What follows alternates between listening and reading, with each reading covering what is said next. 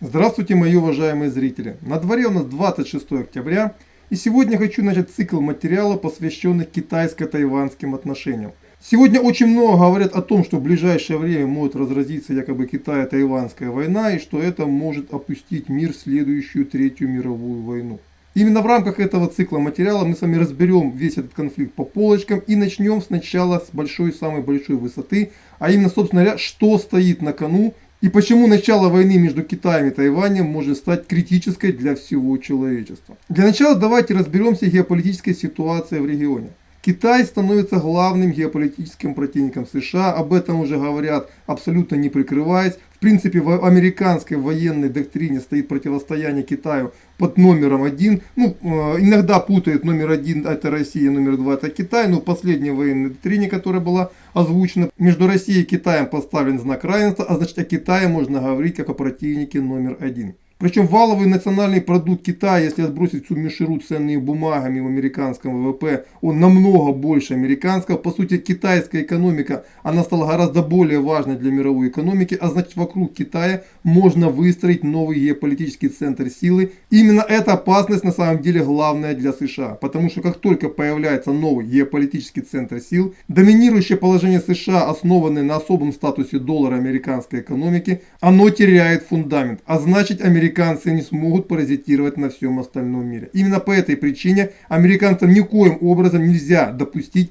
создания этого самого альтернативного центра. Это самая главная задача, все остальное второстепенно. Именно для того, чтобы не допустить создания этого альтернативного центра сил, американцы окружили Китай, постарались окружить Китай геополитическими противниками. Первым геополитическим противником является Япония, потом Южная Корея, далее Тайвань. Очень долго шла борьба за Россию, но Россия стала для Китая тылом. Также ничего у американцев не получилось в Средней Азии. Сегодня идет борьба за Индию, а также за страны Юго-Восточной Азии, которые также американцы пытаются склонить к противоборству Китаю. Это все хотелки. Главными геополитическими столпами американского влияния в регионе является так называемый треугольник Япония, Южная Корея и Тайвань. Именно их национальную безопасность Соединенные Штаты Америки гарантируют, в том числе и своими вооруженными силами. И выбивание любого из углов этого стратегического треугольника, по сути, рассыпает всю американскую оборону в западной части Тихого океана. Причем в этом случае и Индия, тем более остальные страны Юго-Восточной Азии однозначно станут на сторону противников США. Никто не будет подписываться под побежденную сторону. Каждая сторона захочет вписаться в новый геополитический уклад, одним из главных фундаментов которого будет Китай. А отсюда крах Тайваня автоматически будет обозначать и крах всей стратегии, потому что и Южная Корея, и Япония сразу задумаются, а настолько ли всесильны американцы и могут ли они обеспечить их безопасность. Если пойдет Тайвань, по сути пойдет вся дуга противостояния с Китаем, начиная от Индии, заканчивая Японией и Южной Кореей. И китайцы прекрасно понимают ситуацию. И поэтому они бьют по самому слабому месту. Тем более, что формально они не нарушают международное право. Формально Тайвань является частью Китая. Причем это было подтверждено американо-китайскими соглашениями 1979 года. Напомню, до 1979 года, когда американцы окончательно склонили Китай на свою сторону, они подписали с китайцами соглашение, что они больше не признают Китайскую республику. И они формально считают эту территорию китайской территорией. Единственное, что они гарантируют ее безопасность в военном плане. Что доктрина «две страны, одно государство», которую предлагали китайцы на протяжении многих десятилетий для Тайваня, она не будет проводиться силовым путем. Это была первая очень серьезная геостратегическая победа Китая в вопросе восстановления суверенитета над этой территорией. То есть по международному праву, если Китай начнет войну с Тайванем, по большому счету это будет считаться гражданской войной внутри одной страны. И для Китайской Народной Республики есть только одна проблема, которая сейчас их сдержит. Это американцы, для которых потеря Тайваня равносильно рассыпанию их союзнического блока. То есть потеряв Тайвань, американцы теряют весь Азиатско-Тихоокеанский регион. Он может быть за исключением отдельных стран, таких как Австралия и Новая Зеландия. Именно поэтому американцы не могут здесь дать назад. Но с другой стороны, с каждым годом им все труднее защищать эту территорию, в том числе и потому, что китайские вооруженные силы очень быстро модернизируются и усиливаются. И уже пройдет не так уж много количества лет, когда китайский военно-морской флот, военно-воздушные силы, а также сухопутные войска суммарной своей мощью смогут продавить не только оборону Тайванского острова, но и также не дать защитить американцам этот остров. Об этом мы поговорим в соответствующих частях. Сейчас просто наметим общие контуры разговоры, почему американцы не могут сдать Тайвань. И почему для них это будет равносильно катастрофе. А еще очень важный момент, на который мало кто обращает внимание, тем не менее он известен всем, кто серьезно занимается стратегическим планированием, это зависимость от Тайваня всех без исключения мировых игроков с точки зрения электроники.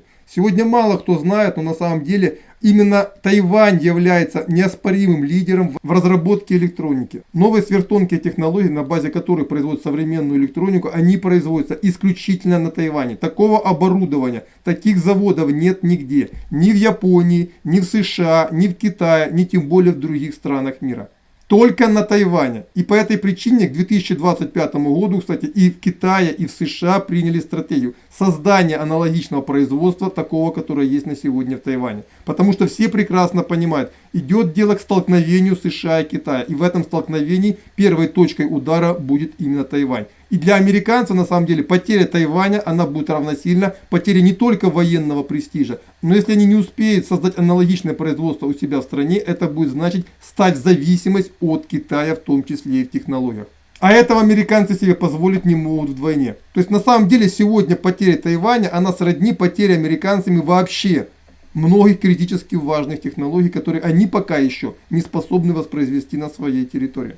Причем Китай в данном случае устроит просто физическое устранение тайванских технологий. Ни у американцев, ни у китайцев. Китай такой вариант более чем устраивает. Им не обязательно это захватить. Главное, чтобы у американцев этого не было, если нет у них. А если есть у американцев, то значит надо, чтобы это было обязательно у Китая. Любой, кто проиграет эту технологическую войну, он обрекает себя на очень серьезные проблемы.